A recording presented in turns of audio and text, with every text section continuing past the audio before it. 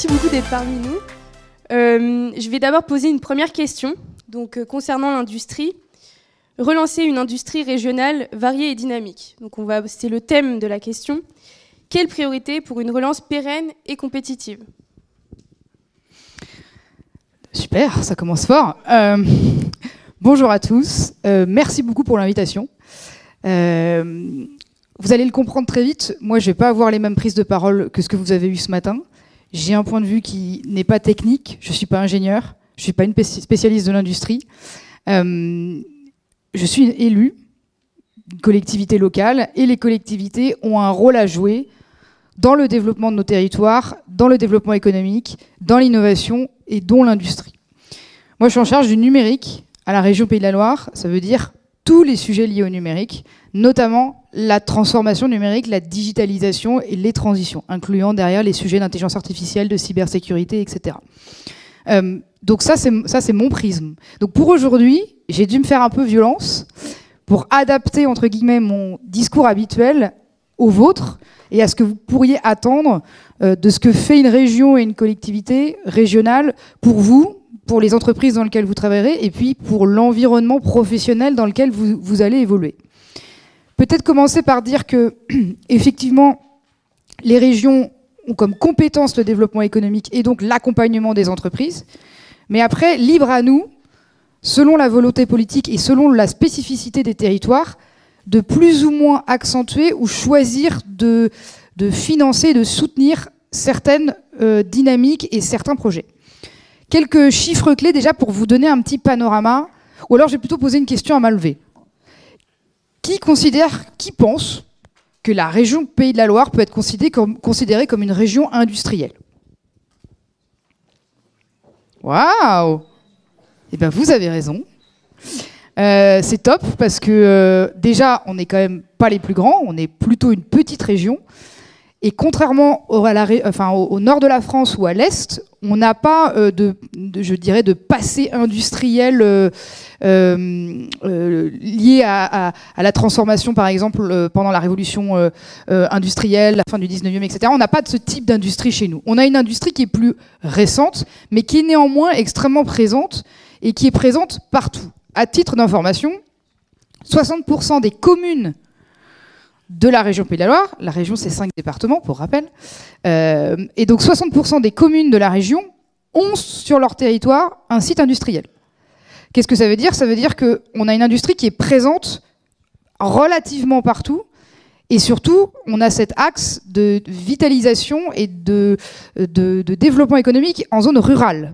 Alors ça c'est peut-être un peu moins sexy pour les ingénieurs que vous êtes dans vos premiers emplois, mais c'est quand même très important parce qu'on a besoin de dire, pour vendre l'industrie et rendre ça dépoussiérant, on va dire ça comme ça, on a besoin de dire que ça crée de l'activité et de la valeur sur tous les territoires. Vous dire aussi qu'en termes d'emploi, parce que ça va vous intéresser, l'emploi industriel en Pays de la Loire, c'est 17%. C'est au-dessus de la moyenne nationale. Ça veut dire qu'ici, on a plus d'emplois dans le monde industriel qu'ailleurs. Et ce qui est intéressant, c'est qu'une création d'emplois dans l'industrie en génère 5, par effet levier. Là aussi, c'est quelque chose qui forcément nous intéresse en tant que collectivité et va vous intéresser dans la manière dont vous allez avoir votre carrière professionnelle, pour rendre ça, entre guillemets, attirant. C'est que l'industrie génère beaucoup d'activités. Par la sous-traitance, par ses partenaires, par l'activité économique, par la compétitivité, etc. Un emploi en crée 5. Et ça, c'est très intéressant. Vous dire aussi que les aides régionales, depuis 5 ans, rien que sur le secteur industriel, c'est 155 millions d'euros. Ça veut dire que ces 5 dernières années, dans le grand champ du développement économique, le poste numéro 1, celui où on investit le plus, et là où on met le plus de moyens financiers, c'est l'industrie. Ce n'est pas le cas partout.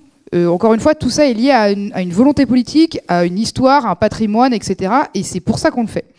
Donc ça, c'est un petit peu le panorama de la situation. Maintenant, la question, c'est effectivement comment on fait pour rester compétitif, notamment dans le cadre d'une concurrence internationale accrue et dans le cadre de contraintes qu'on se met nous-mêmes. Je m'explique, je vais faire un peu de politique. Qui a entendu parler ici du ZAN? je vais développer l'acronyme zéro artificialisation nette. OK. Le ZAN, c'est une loi qui est encore en train de bouger d'ailleurs, ça bouge tout le temps, qui a l'objectif de mêler infrastructure et développement des territoires avec conciliation écologique. En gros, si je la fais très simple, même si c'est extrêmement complexe, on nous dit que par territoire, on a un pourcentage de zones qu'on ne peut pas industrialiser. On doit la laisser au naturel, ce qu'on appelle des terrains nus. Donc, ça veut dire qu'on ne peut pas ou qu'on ne peut plus construire. Donc on ne peut pas ou on ne peut plus construire d'usines, d'industrie sur nos territoires. Ça, c'est l'autosabordage, je vais dire ça comme ça, que l'on se met en plus de la concurrence internationale que l'on a, la compétitivité de l'emploi, le fait d'avoir du mal à recruter des ingénieurs, enfin bref, tout ce que vous connaissez probablement. Donc nous, la région, on a une sorte de carte de la région et on regarde les endroits où spécifiquement on aurait la place, et écologiquement ce serait possible, d'installer de l'industrie sur notre territoire. Donc ça, c'est aussi notre rôle. Il faut que ce soit équilibré, il ne faut pas que tout soit concentré au même endroit, il faut que ça reste dans des zones où on peut se déplacer facilement pour créer de l'emploi, etc., etc. Tout ça, c'est la compétitivité. Sachant que notre problématique aussi en Pays de la Loire, qui est différente d'autres régions de France, c'est qu'on n'a plus de terrain. On n'a plus de terrain de grande surface. Ça veut dire qu'il nous faudrait des terrains, par exemple, data center, sujet un peu à la mode. La semaine dernière, je suis sollicitée par un gros investisseur américain qui veut faire un data center en France pour un GAFAM. Sur le papier, j'ai pas de difficulté. La question est, il me dit, j'ai besoin de 15-20 hectares. Ben, on n'a pas 15-20 hectares. On n'a pas de parcelle de 15-20 hectares.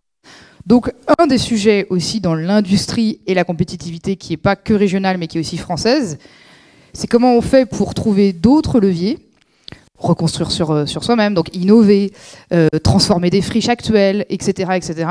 Donc, trouver des nouvelles méthodes, un peu made in France, voire même made in Pays de la Loire, pour s'adapter au fait qu'on n'a plus de place, que l'industrie, on va se le dire entre nous, ça ne fait pas rêver, encore. Il y a encore des idées reçues, encore. Non, mais nous, on est convaincus. Mais pour le grand public, pour l'instant, ça ne fait pas encore rêver. Et que c'est vecteur d'emploi, d'activité, etc. Donc voilà un peu pour le panorama général de la situation telle qu'on le voit du côté de la région. Merci beaucoup pour cette réponse.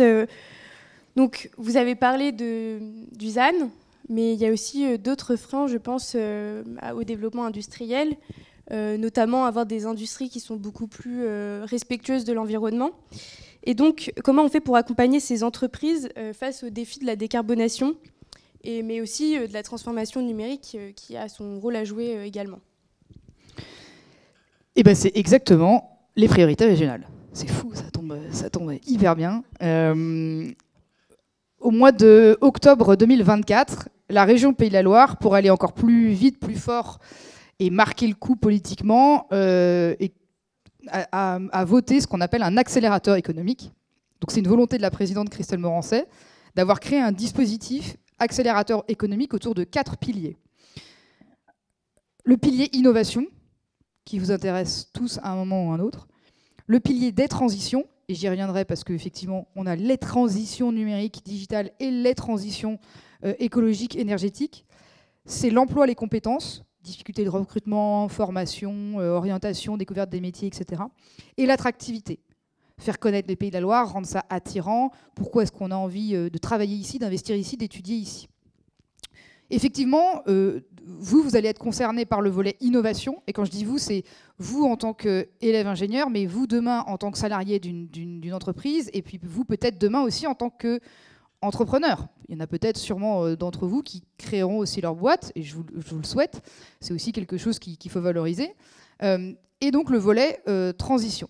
Dans les transitions, on a effectivement la transition écologique et la décarbonation, et les transitions numériques. Spécifiquement sur la décarbonation, la région a un maître mot très clair. 100% des entreprises industrielles, des industries accompagnées financièrement par la région, doivent avoir amorcé une démarche de transition écologique avant 2027. Ça veut dire qu'en gros, on a fait le choix de ne pas ou plus soutenir financièrement des entreprises qui ne sont pas pas la volonté d'être dans cette démarche. Alors soit on ne les finance pas parce qu'ils n'en ont pas l'intention, soit au contraire, ils ont envie de se lancer, mais ils ont besoin de moyens, et la région arrive à ce moment-là, justement pour accompagner cette transition écologique et cette décarbonation. Tout à l'heure, je vous ai parlé de 155 millions d'euros sur 5 ans pour l'industrie. Sur ces 55 millions d'euros, 50 millions ont été apportés aux entreprises uniquement sur la décarbonation. Donc on est sur des gros montants, ce qui veut dire une vraie ambition politique et un vrai sujet régional. Donc la décarbonation, la transition écologique et la transition numérique, qui là est un secteur que je connais un petit peu plus puisque c'est celui qui m'occupe au quotidien, enfin dans d'autres, pas que dans l'industrie bien entendu, dans plein de choses. Industrie 4.0, ça c'est des sujets que vous connaissez parfaitement, je suppose.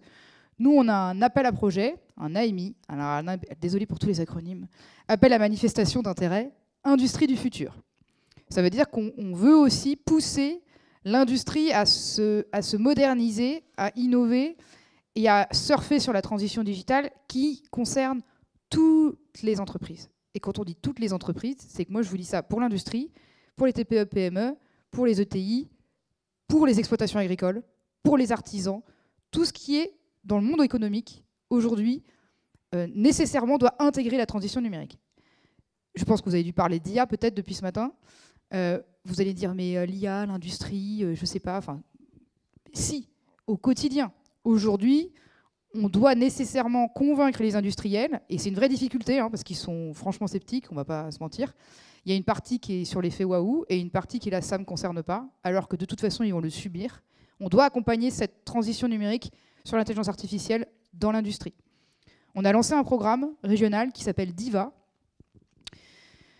Digital Innovation Value Acceleration, qui est spécifiquement dédié à l'accompagnement de la gestion de l'IA et de la data dans le milieu économique. Et là, encore une fois, tout le milieu économique. Plutôt spécifiquement TPE, PME, ETI, justement pour prendre conscience de la bonne gestion des données, parce qu'il n'y a pas d'IA sans data. Alors moi, j'ai un petit prisme données. Je suis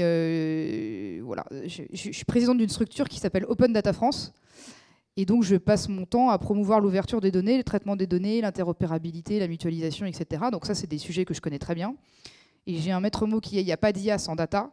Et que demain, même maintenant, quand on va voir des industries et qu'on leur dit « apprenez à maîtriser vos données, à les gérer, à former vos collaborateurs pour pouvoir demain avoir des IA performantes », c'est des discours qui sont encore assez difficiles à porter. Peut-être avec une génération comme la vôtre, ça va s'accélérer. On a ça aussi, on a la robotisation, on a la cybersécurité, puisque forcément, plus vous traitez de données, plus vous numérisez, plus vous avez des risques cyber. Vous avez aussi, bien entendu, des écoles d'ingénieurs et des spécialités dédiées à ces questions-là. Donc, le panel de métiers est aussi très large. Donc, voilà un petit peu pour aussi le rôle de la région spécifiquement sur les défis, innovation et transition et la manière dont on tente modestement d'accompagner sur ça. Donc, vous l'avez dit, l'industrie, elle passe aussi par les ingénieurs. Et donc, la question, c'est comment on forme ces ingénieurs pour qu'ils répondent aux besoins de la région et plus spécifiquement, quels sont les leviers pour l'apprentissage et encourager notamment les femmes à rentrer dans des métiers dans l'industrie. J'ai une autre casquette. Je suis aussi vice-présidente d'Angers-Loire Métropole, vous savez, la meilleure ville de France juste à côté. Parce que Nantes, c'est la banlieue d'Angers. Hein. Je fais exprès. C'est parce qu'il y a des Angevins dans la salle, c'est pour ça. Et donc, je suis en charge de l'enseignement supérieur et de la recherche à Angers-Loire Métropole. Et donc, l'écosystème des écoles d'ingénieurs, je le connais particulièrement bien sur le territoire angevin, puisqu'on a beaucoup d'écoles d'ingénieurs dans des spécialités différentes. Et on a effectivement cette problématique partout de recrutement et d'intérêt de manière générale pour la filière scientifique. Donc ça, c'est pas régional, c'est pas local, c'est national. Et c'est national et c'est vraiment très français. Je vous raconte une anecdote. L'été dernier, j'étais en Inde, je voyageais avec mon sac, et partout, dans tous les endroits où j'étais pas dans les zones touristiques, j'étais pas dans les zones très, très urbaines, même si en Inde, il y a des gens partout.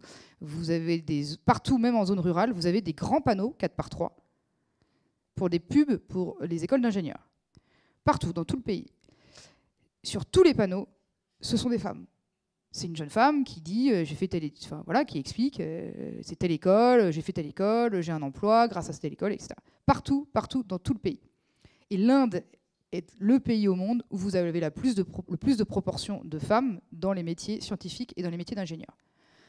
Parce qu'il y a une volonté politique, gouvernementale, de promouvoir aussi, spécifiquement pour l'Inde, l'émancipation de la femme à travers ces métiers-là, et donc ces formations-là, et donc ça fonctionne. En France, on est complètement bloqué.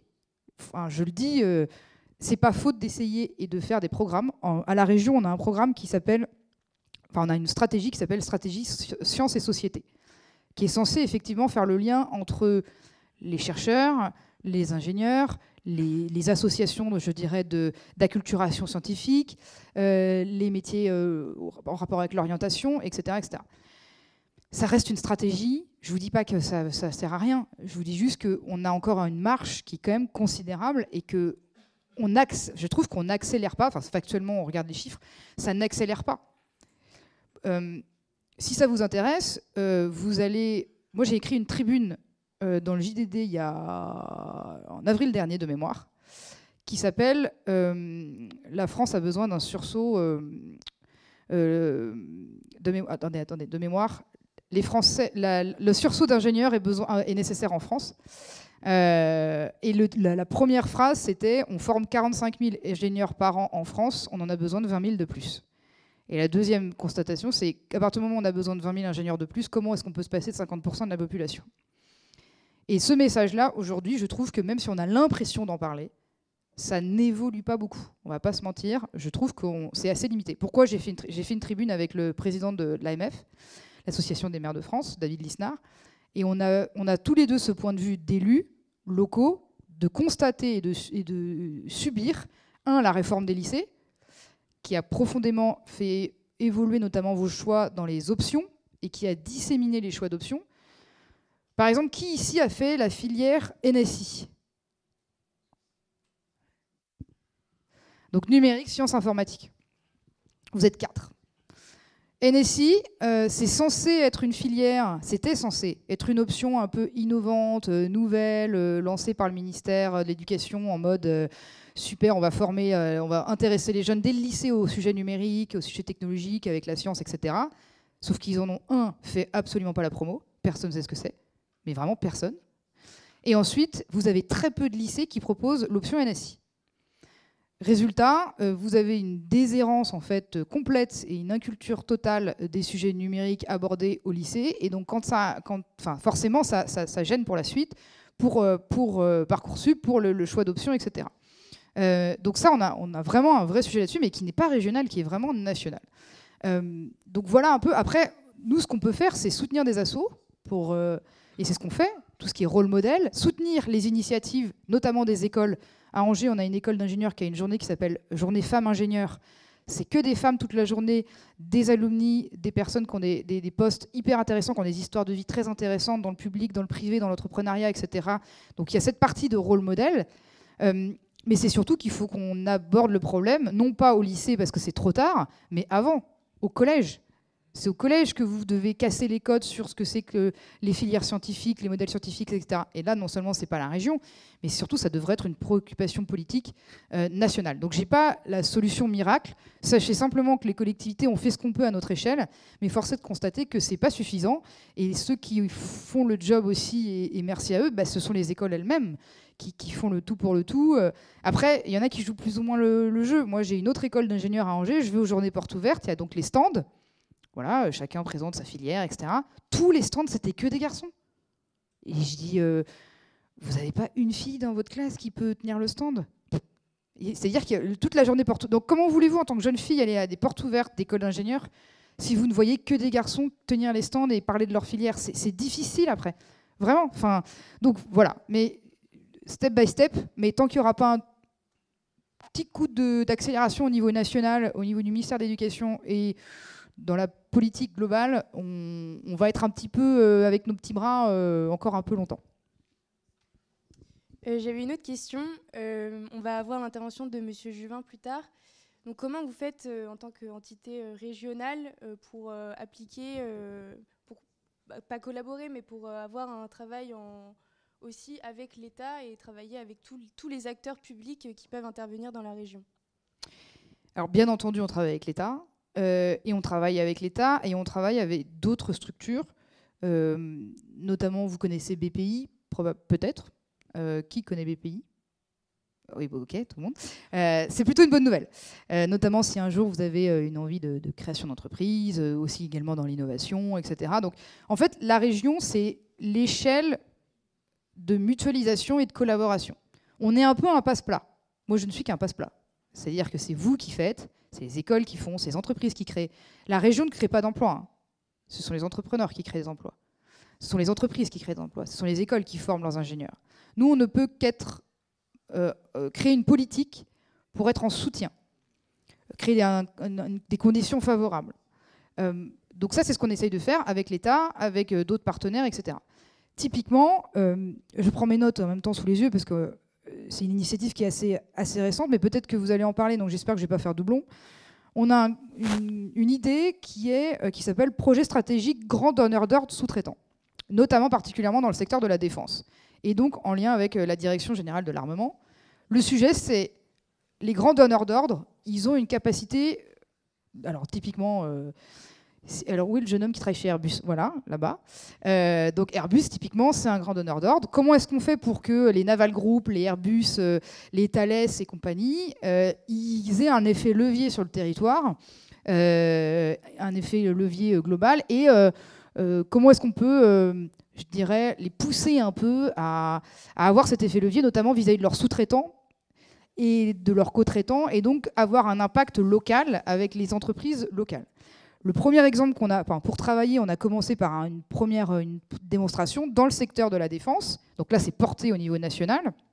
Et la région est en soutien, encore une fois, sur cette histoire de passe-plat, sous la dénomination ECODEF, donc l'économie de la défense, en lien avec la Direction générale de l'armement, avec la région, avec Airbus, avec Naval Group, avec d'autres entreprises. Et l'objectif, c'est d'avoir 5 donneurs d'ordre qui travaillent avec 30 entreprises locales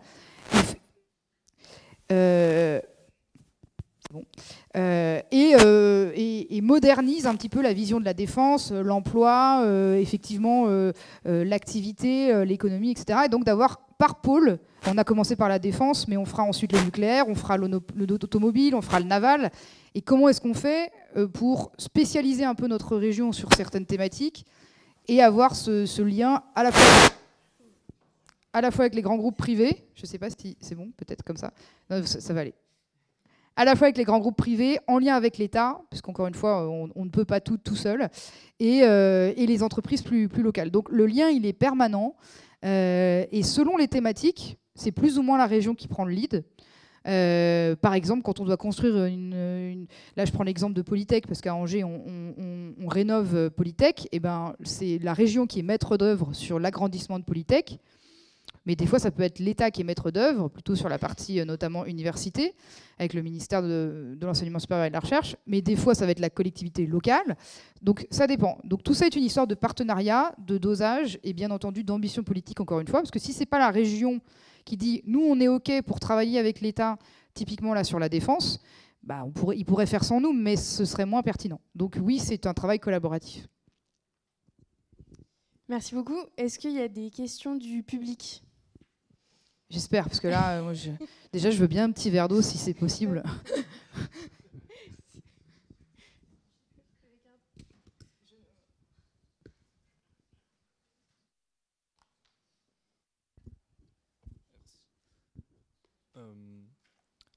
On est dans une économie mondialisée et donc du coup on a affaire peut-être à une concurrence déloyale de par différentes normes et conditions sociales. Comment faire pour que les entreprises françaises soient compétitives dans ce contexte-là ?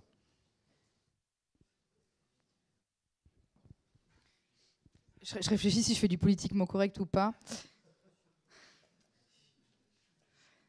Je vais vous répondre avec mon prisme politique personnel. On va dire ça comme ça. je pense que le plus gros problème de notre pays en matière de compétitivité ou d'emploi, c'est les charges qui pèsent sur les entreprises. Et que tant qu'on n'aura pas réduit les charges qui pèsent sur les entreprises, on sera forcément moins compétitif. Mais les charges de manière globale. C'est-à-dire que le coût de l'emploi coûte trop.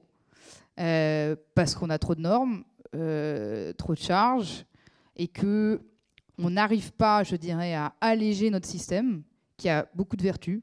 Notre système social est envié dans le monde entier. Mais il faut arriver à... Là, je fais presque de la politique nationale en vous disant ça. Hein, c'est pas, c'est vraiment... c'est dans mes engagements politiques personnels.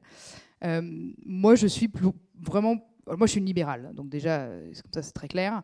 Je suis pour la liberté de créer, d'entreprendre, de développer, d'innover, d'internationaliser, etc., etc. Et pour ça, il faut libérer notre économie. Et aujourd'hui, notre économie, elle est plutôt liée que libérée.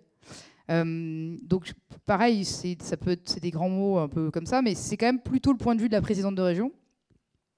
Je prends un exemple très récent.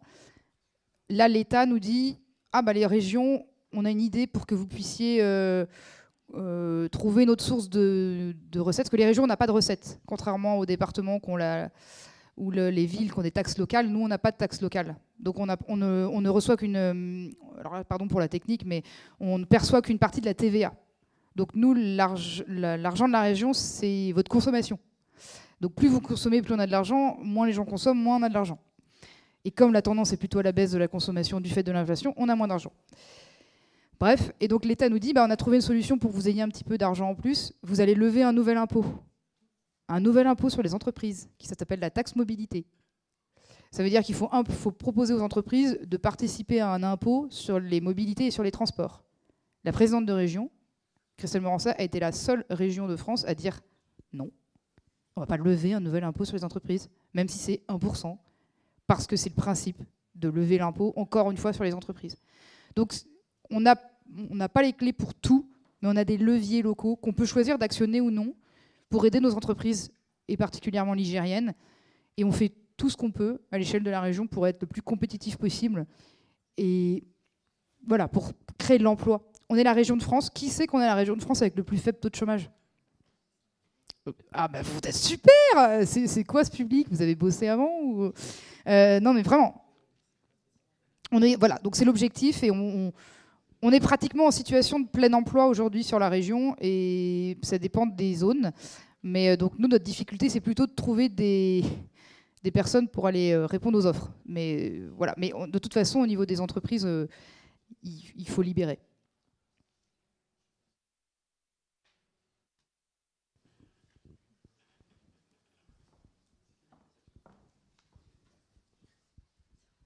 Excusez-moi, moi j'avais une question aussi, ici.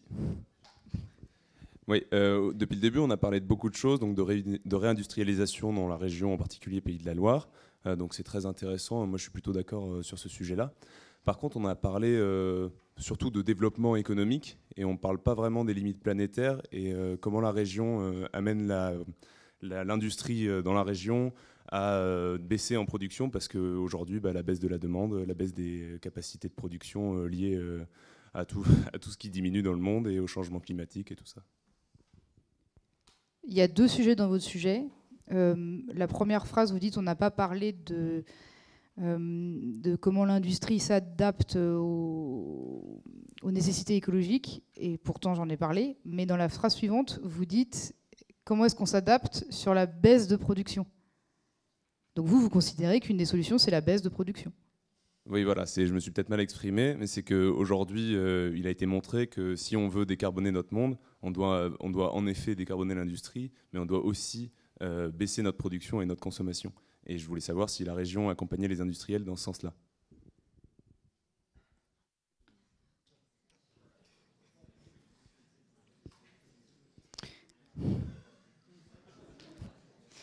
Le ministre de l'économie a dit un truc il y a 1 ou 2 mois, je crois qu'il venait de prendre ses fonctions, il a dit il faut que les entreprises baissent leur production. Je ne sais pas si c'était le terme de production, c'était baissent leur activité.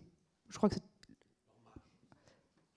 il n'avait pas dit baisse leur marge, il avait dit baisse leur activité et réduisent la voilure, quoi. Alors moi, dire à une entreprise baisse la voilure, je ne vous cache pas que ça me pose une difficulté.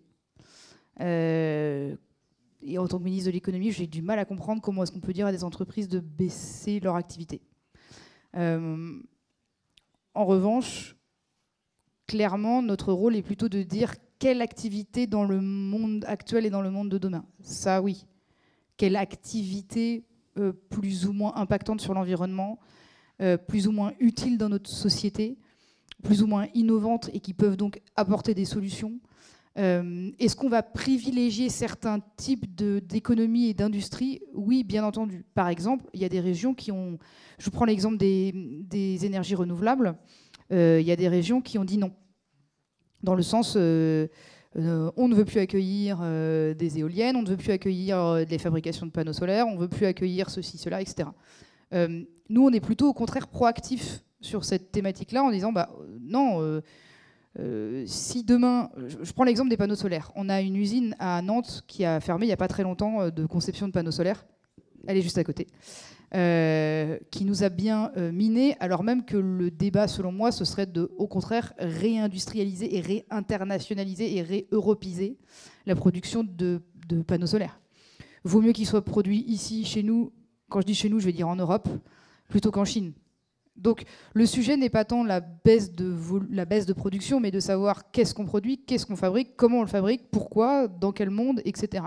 Et ça, là-dessus, oui, on est extrêmement vigilant. En revanche, la phrase du « il faut baisser l'activité », j'ai un petit peu de mal avec ça à titre perso. Merci. Oui, excusez-moi, j'ai une question. Vous avez parlé de digitalisation, aussi d'aider les entreprises à passer avec l'intelligence artificielle, pardon. Mais c'est un peu des mots qui veulent tout et rien dire. Il peut y avoir des choses concrètes comme aussi des choses pas du tout concrètes et c'est juste pour attirer des investisseurs. Et du coup, comment vous faites la part des choses et comment aussi, et c'est une deuxième question, sur l'intelligence artificielle, comment vous faites en sorte que les entreprises maîtrisent ces technologies avant de les mettre sans maîtriser et pas comprendre? Je suis 100% d'accord avec vous. Mon plus gros problème aujourd'hui, c'est de sortir de l'effet waouh et de l'effet marketing, parce que moi, ça m'agace un peu. Et en plus, ça fait croire des choses à ceux qui pensent qu'utiliser l'IA, ça va être magique et que ça va tout changer, que ça va révolutionner leur entreprise. Sauf que ce n'est pas le cas s'ils n'ont pas en amont anticipé la manière en interne de traiter, de travailler et d'intégrer l'intelligence artificielle et donc nécessairement la gestion de leurs données.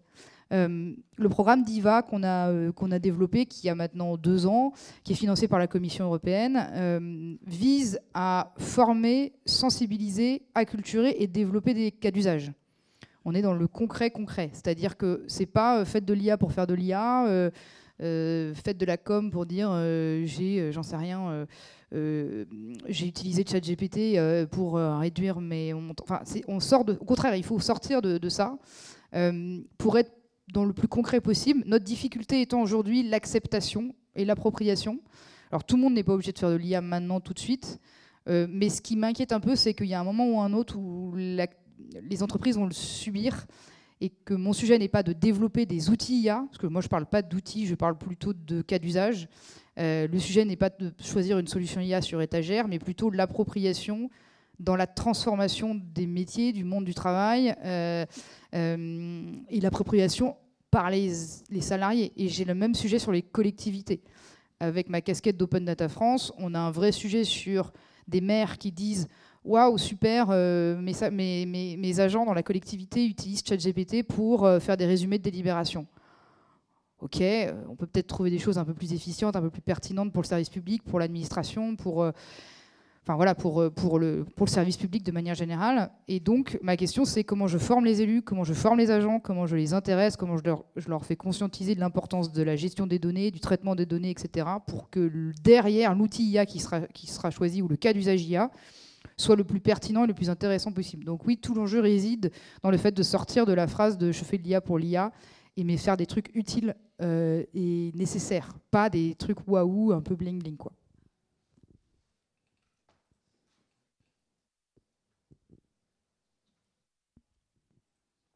Je vais avoir une question ici. En fait, c'est pour savoir un peu le fonctionnement des régions, savoir s'il y a le principe de retour géographique ou non au niveau des financements que l'État vous accorde. Et s'il y a ce retour géographique, est-ce qu'il est en fonction des performances de la région ou pas? D'un point de vue industriel, évidemment. Qu'est-ce que vous appelez retour géographique?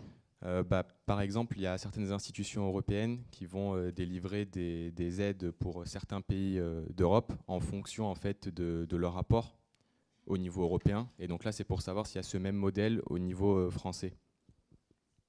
Vous voulez dire la conditionnalité des aides? C'est ça.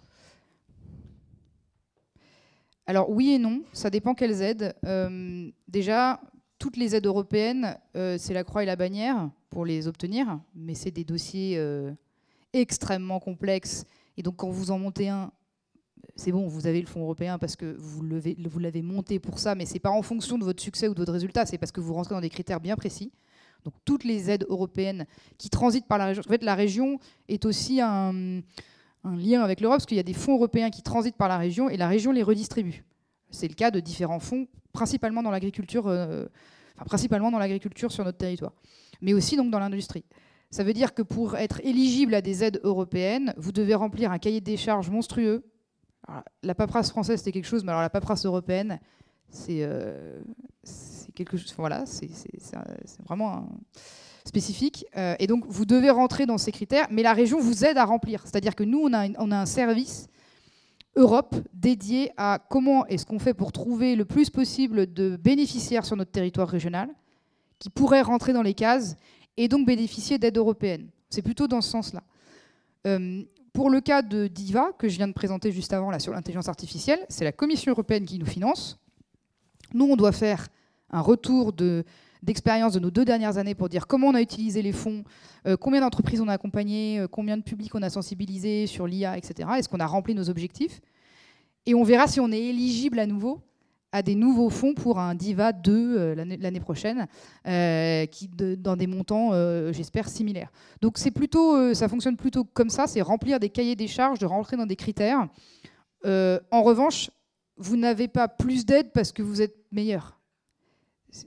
C'est-à-dire que c'est une demi-conditionnalité, mais ce n'est pas une conditionnalité à la performance. En revanche, vous pouvez être plus ou moins soutenu. Je prends un exemple, le numérique responsable. Moi, ça va faire 4 ans que je suis vice-présidente de région. Une des premières choses que j'ai fait, c'est de créer un dispositif dédié au numérique responsable à la région, qui s'appelle Pays de la Loire Investissement Numérique.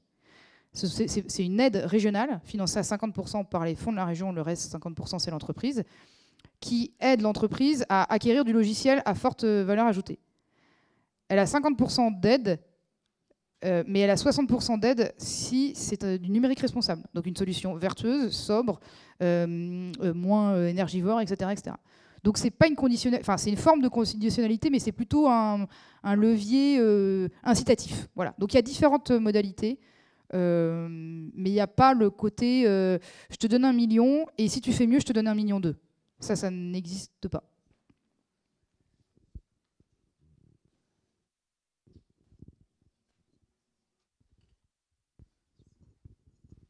Bonjour et merci pour votre intervention. C'était plus une question sur votre lien direct avec l'école. Alors déjà, je me suis fait engueuler parce que la dernière fois que je suis venue, il y a 2 mois, j'ai dit à personne que j'étais là. Et je suis intervenue dans ce même amphi pour un événement avec Images et Réseaux. Et monsieur le directeur en a beaucoup voulu de ne pas avoir prévenu. Enfin bref, donc il faut que je revienne une 3e fois, notamment pour aller visiter l'incubateur. Alors moi, mon lien personnel, il est pas direct. Hein. Le but des élus, c'est bien entendu de faire le tour des popotes, comme on dit, hein, de tous ceux qu'on finance, tous ceux qui nous invitent, tous ceux avec lesquels on travaille. C'est notre job. Moi, j'habite Angers. J'étais à Paris hier. Je retourne sur Angers après. C'est important pour moi d'être là. J'ai l'habitude et je suis toujours. J'essaye, quand mon agenda me le permet, de toujours répondre positivement aux événements avec les étudiants, parce que c'est pour vous inciter déjà à rester sur le territoire régional et ensuite pour vous expliquer ce qu'on fait modestement. La région a un volet enseignement supérieur recherche. Ça veut dire qu'on a des budgets et des financements dédiés pour l'enseignement supérieur et la recherche. On est d'ailleurs la première région française en budget ESR rapporté à notre population. Donc on mise beaucoup dessus. On a beaucoup d'écoles, on a des grosses universités et on a un gros volume étudiant. Aujourd'hui, notre point faible, entre guillemets, c'est plus la transformation de la recherche. J'attends une seconde. La transformation de la recherche, sur lequel on met aussi de l'argent, mais qui est un sujet qui nous intéresse pas mal, c'est-à-dire comment on passe de ce qui se passe en recherche à une création de boîte, enfin les secteurs des deep tech par exemple, les deep tech, comment on soutient la recherche longue pour aller à la création d'entreprises. Et donc tout ça, on met des fonds, en fait, on a des dispositifs, on met de l'argent. Ici, on a financé les laboratoires, on finance en fonctionnement. Il y a aussi, ça peut être des investissements, des projets. C'est habituel pour la région de soutenir les écoles d'ingénieurs et les laboratoires.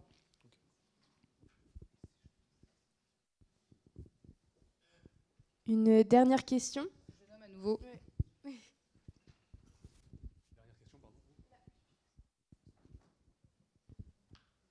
J'avais une question qui portait un peu moins sur le thème. Comment est-ce que... pourquoi vous vous êtes engagé et pourquoi le public, le domaine public et pas le privé, par exemple?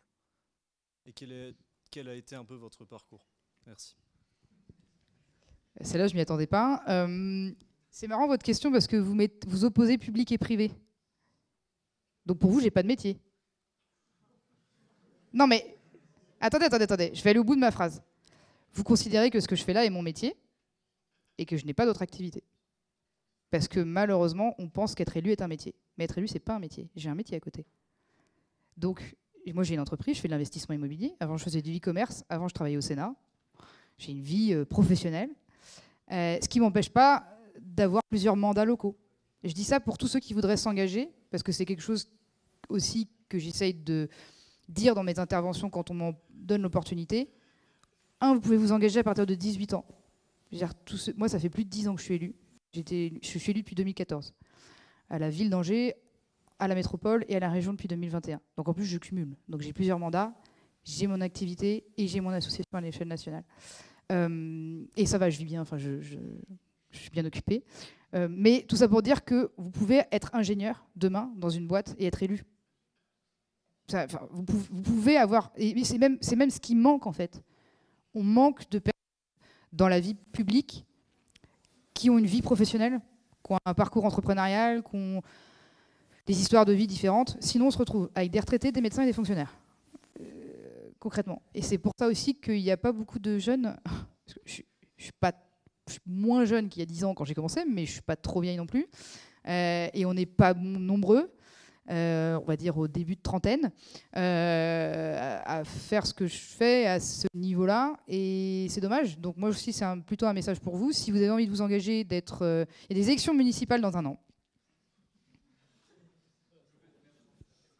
À Nantes, n'hésitez pas. Donc, à Nantes et dans toutes les communes autour, si vous habitez autour ou dans votre, n'hésitez pas. Être sur une liste, c'est un super premier pas d'engagement, et vous pouvez tout à fait avoir une activité professionnelle dans le privé et être élu, et donc avoir. Je ne suis pas fonctionnaire, je n'ai pas de statut, je n'ai pas de patron, je n'ai pas de bulletin de salaire, je n'ai pas de contrat de travail. Être élu n'est pas un métier, c'est une fonction temporaire en plus de tout ce que je fais. Voilà. Merci beaucoup pour votre intervention.